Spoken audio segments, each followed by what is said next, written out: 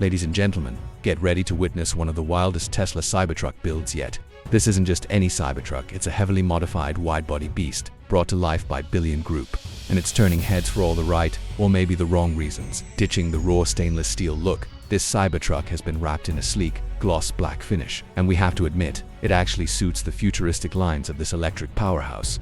But the real showstopper, that insane wide-body kit. These flared arches make this already massive truck even wider, giving it an almost battle-ready stance.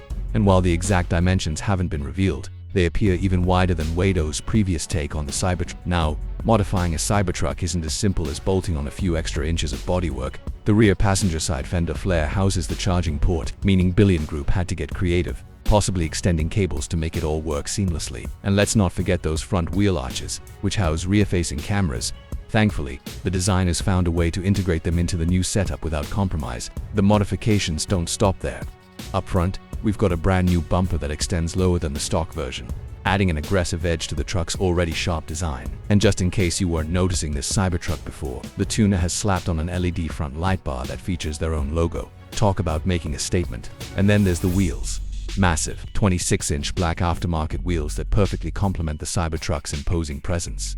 These wheels don't just add style, they completely change the way this truck dominates the road. To top it all off, Billion Group has thrown in a massive fixed rear spoiler, because why not? It's bold, it's dramatic, and it ensures that this Cybertruck won't go unnoticed from any angle. So, what do you think? Is this Cybertruck a masterpiece of modern tuning, or has Billion Group taken things a little too far? Let us know in the comments below. And don't forget to like, subscribe, and hit that bell icon for more wild car builds.